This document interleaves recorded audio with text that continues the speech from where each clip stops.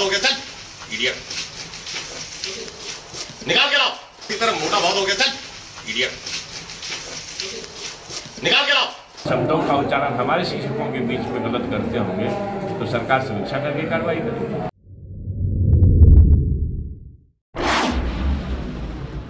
खाखा के हाथी जैसा मोटा हो गया है, चला इडियट इधर काम कर। ऐसा पिछले दिनों के पाठक ने एक शिक्षक को कहा। शिक्षक का अपमान किया, शिक्षक समुदाय का अपमान किया। शिक्षकों ने विरोध शुरू किया और अब इस विरोध की कमान शिक्षा मंत्री ने संभाल ली है और शिक्षा मंत्री ने के पाठक को नसीहत दे डाली है। नमस्कार, कशिश न्यूज में आपका स्वागत है। मैं हूं अनुराग। पिछले दिनों एक वीडियो वायरल हुआ जिसमें शिक्षा विभाग के अपर मुख्य सचिव के पाठक शिक्षक को डांटते दिखे।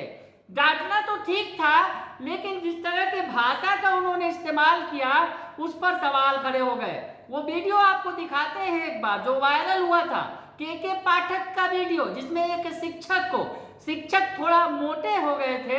उस पर क्या कहा उन्होंने शिक्षक को, ये सुन लीजिए आप। जो निरीक्षण किए तो जितना खेल कूद का सामान है जो कि बंद कमरे में किए हुए हैं, हमको दिखा दीजिए, हम देख लेते हैं। कुछ नहीं है, और खिड़की विड़की पीछे बाहर से खोलिए। परेशान हो रहा है। हाँ, कुछ नहीं है, वही कुछ नहीं, उसको भेजने में करोड़ों रुपए लग गए हमारे। आपके लिए कुछ नहीं, बाहर निकालिए। आप महाराज क्या करें, प्रिंसिपल काम कर रहे हो, बराती तरह मोटा बहुत हो गया, चल इडियट निकाल के लाओ। चलो निकालो। प्रिंसिपल काम कर रहा है, टीचर खड़ा है। चला यहाँ पे बराती, निकालिए सारा, बाहर निकालिए और इस्तेमाल कीजिए। और ये डीओ साहब, ये आप लोगों की कमजोरी है, फालतू कमरे रखे हुए तोड़ते नहीं है। जिसे ताला मिल जाता, दरवाजा मिल जाता, सब सारा। तो सुना आपने कि जो उन्होंने कहा था कि खाखा के हाथी जैसा मोटा हो गया है, चल काम कर इडियट इधर आ। कुछ ऐसी बातें, इस अभद्र भाषा का प्रयोग किया था के पाठक ने। इसका विरोध तो हो ही रहा है। अब उन्हीं के विभाग के मंत्री, शिक्षा विभाग के मंत्री प्रोफेसर चंद्रशेखर ने कमान संभाल ली है और के पाठक को नसीहत दे डाली है। क्या कुछ कह रहे हैं शिक्षा मंत्री प्रोफेसर चंद्रशेखर, इस मसले पर सुन लीजिए आप। आवश्यकता हो कि आप कोई केस बताएंगे, उसकी समीक्षा करेंगे, जांच होगी, अधिकारी पर कार्रवाई होगी। नहीं, जैसे एक उदाहरण है के पाठक जी, ताज़ा मामला है और शिक्षा विभाग से ही जुड़ा हुआ मामला है। अच्छा, तो के पाठक जी जो काम कर रहे हैं, किसी के काम करने के तरीके पर किसी को आपत्ति होती है, संस्थाओं को अगर ठीक ठाक कर रहे हैं, इसमें लोगों को ज़्यादा आपत्ति नहीं होनी चाहिए। हाँ, यह है कि राष्ट्र निर्माता शिक्षक है, उनके सम्मान का हर समय ख्याल करना है कि नहीं, कोई इजाज़त उनको अपमानित करने का नहीं है। रहा काम करने की बात, तो काम शिक्षक करेंगे और इसके लिए वो भी मुस्तैद है कि इसमें हमको नहीं लगता है गलत है। हाँ, अगर कुछ बात है और संसदीय चर्चा अगर कुछ लोग करते हैं, हम तो नहीं सुने हैं, तो उसकी समीक्षा की जाएगी। अगर इस ढंग का प्रयोग करते होंगे, मैंने शब्दों का उच्चारण हमारे शिक्षकों के बीच में गलत करते होंगे तो सरकार समीक्षा करके कार्रवाई करेगी। तो सुना आपने, उन्होंने साफ कहा कि शिक्षकों के सम्मान से समझौता नहीं होगा। शिक्षकों के खिलाफ अमर्यादित भाषा किसी भी कीमत पर बर्दाश्त नहीं की जाएगी। शिक्षक राष्ट्र के निर्माता हैं, उन्हें सम्मान दिया जाना चाहिए।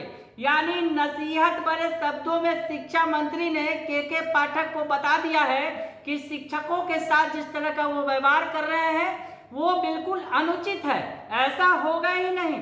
शिक्षा मंत्री यहाँ तक कहते हैं कि के पाठक अगर शिक्षा व्यवस्था में सुधार ला रहे हैं तो इस पर आपत्ति नहीं है, लेकिन शिक्षक राष्ट्र निर्माता है, उस लिहाज से उनका सम्मान ख्याल किया जाना चाहिए। उन्हें अपमानित करने की इजाजत किसी को नहीं है।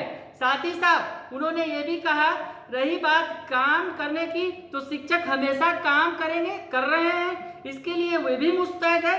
हाँ, अगर कोई असंसदीय भाषा का प्रयोग किया गया है तो उसकी समीक्षा की जाएगी। शिक्षा मंत्री ने यह कहा कि उसकी समीक्षा की जाएगी और समीक्षा के बाद जो उचित कार्रवाई होगी वो की जाएगी। आपको बताएं कि जिस तरह से पिछले दिनों ये वीडियो काफी ज्यादा वायरल हुआ था और शिक्षकों ने, शिक्षक संघ के नेताओं ने कड़े शब्दों में इसकी भर्त्सना की थी कि शिक्षकों का ऐसा अपमान नहीं हम बर्दाश्त करेंगे। तो ऐसे में तमाम बातें कही गई थी, लेकिन अब शिक्षा मंत्री सामने आ गए हैं।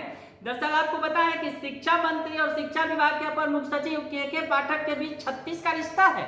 जी हाँ, पिछले दिनों लेटरबाजी हुई थी। एक दूसरे को शिक्षा मंत्री ने शिक्षा विभाग के अपर मुख्य सचिव को पीत पत्र भेजा था। उसके बाद उसका जवाब भी शिक्षा विभाग के अपर मुख्य सचिव ने दिया था।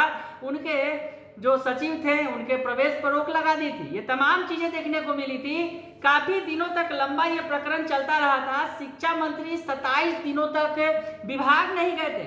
ये तमाम बातें देखने को मिली थी और शिक्षा मंत्री उसके बाद से गायब नजर आ रहे थे। लेकिन अब शिक्षा मंत्री ने एक बार कमान संभाली है और शिक्षा विभाग के अपर मुख्य सचिव यानी अपने ही विभाग के अपर मुख्य सचिव को नसीहत दे डाली है।